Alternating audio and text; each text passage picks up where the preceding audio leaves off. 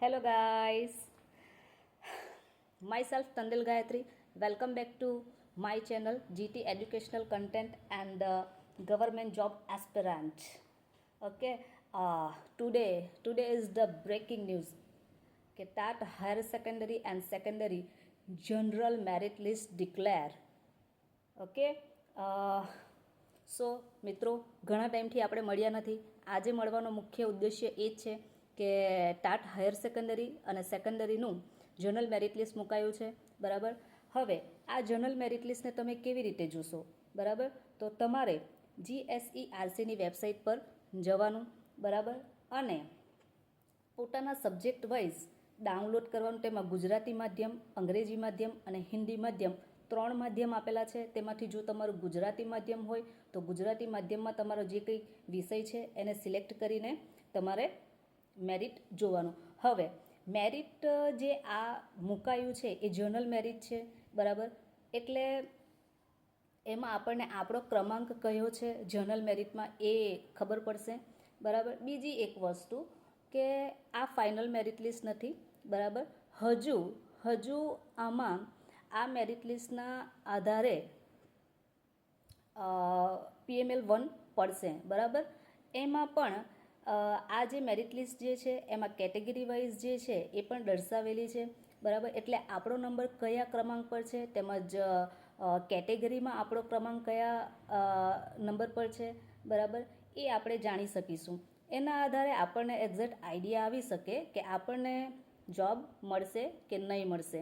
બરાબર, હવે મિત્રો, આ જે કંઈ મેરિટ લિસ્ટ મુકાયું છે, બરાબર, એમાં તમારે જોઈ લેવું કે તમારો ક્રમાંક કેટલા નંબર પર છે, ટોટલ જગ્યા કેટલી છે. બરાબર, તેમજ તમારી કેટેગરી છે એમાં જગ્યા કેટલી છે, તેમાંથી ફિમેલ રિઝર્વેશન્સ જે છે એ કેટલું જશે ટોટલ જગ્યામાંથી, એ પણ જોઈ લેવાનું છે. બરાબર, આ બધું જોઈ લીધા પછી તમારે એનાલિસિસ કરવાનું છે. બરાબર, હવે સરકારને પહેલાં તો આપણે થેન્ક યુ કહેવું જોઈએ.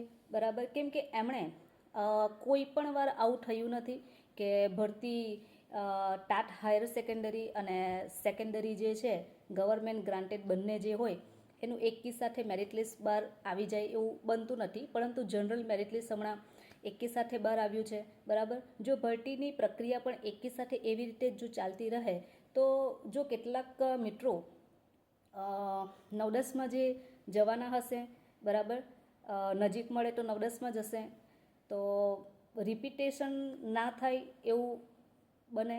બરાબર, જેનાથી કોઈક બીજા પછાડીવાળા મિત્રોને જોબ મળી જાય. બરાબર, હવે બીજી એક વસ્તુ કે આ જે મેરિટ લિસ્ટ છે મુકાયું એના પછી ડોક્યુમેન્ટ વેરિફિકેશન્સનો પ્રોગ્રામ ગોઠવાશે. આપણે કીધું હતું કે ડિસેમ્બરના એન્ડ સુધીમાં તો આઈ થિંક આવી જ જશે. બરાબર, પરંતુ આ લોકોએ થોડીક આઈ થિંક રેબિટ સ્પીડે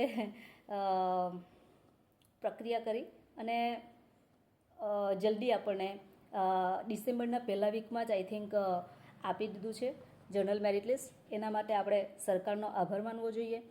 હા, હવે બીજી એક વસ્તુ છે કે આ જે જગ્યા છે, બરાબર, જગ્યાના કમ્પેરિઝનમાં પાસ કેન્ડિડેટની સંખ્યા ખાસી વધારે છે.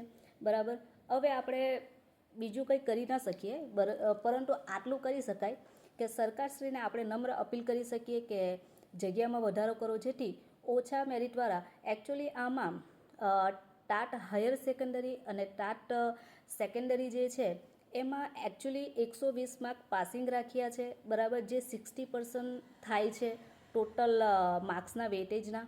બરાબર, એટલે સારા એવા કેન્ડિડેટ હશે તો 120 માર્ક્સ આઈ થિંક લાવી શકે એવું બની શકે. બરાબર, એટલે જગ્યામાં જો વધારો થાય તો ખાસા એવા કેન્ડિડેટ્સ જે છે, બરાબર, એ લાગી જાય. એટલે હાલ આપણે આ અભિયાન ચલાવીશું કે પોતપોતાના વિસ્તારમાં જઈશું. બરાબર, અને આપણા જે કોઈક ધારાસભ્યો છે તેમજ કલેક્ટરશ્રીને જે છે આપણે આવેદન આપશું, જેનાથી એ લોકો કંઈક વિચારે અને જે બાકી રહેલી જગ્યા જે છે એ પણ એમાં કમ્બાઈન કરીને આપણને આની સાથે જોડી આપે, જેથી આપણે બધા લાગી જઈએ. Okay, thanks for watching my video. Nice to meet you. Don't stress about this. આ મેરિટ લિસ્ટ જે છે ત્યાર પછી આઈ થિંક ડોક્યુમેન્ટ વેરિફિકેશન્સમાં કેટલાક ફિલ્ટર થશે, બરાબર. કેટલાક 9th 10th and 11th 12th બંનેમાં સિમિલર હશે એવી શક્યતા બની શકે છે. સો thanks for watching my video. Bye bye. C yeah.